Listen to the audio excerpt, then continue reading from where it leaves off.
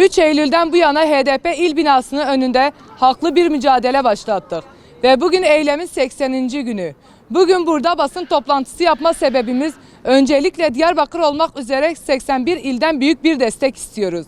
Yüreği yanık tüm anaları ister kaybolmuş olsun, ister kazada kaybetmiş olsun veyahut bizim gibi PKK, HDP tarafından kandırılmış, dağa götürülmüş olsun.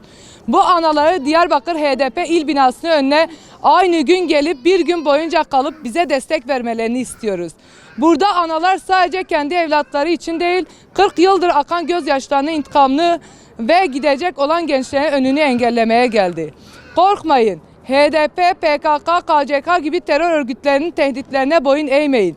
Gelin burada gözyaşlarıyla değil, şu dalgalanan sancağın altında zafere imza atalım. Türkiye'nin 81 iline buradan sesleniyoruz.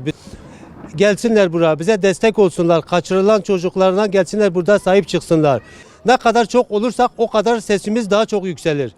Bütün aileleri buraya istiyoruz. Esir asker aileleri, esir polis aileleri, hepsini buraya bekliyoruz. Allah'ın izniyle bizim çocuklarımız inşallah bize geri gelecektir.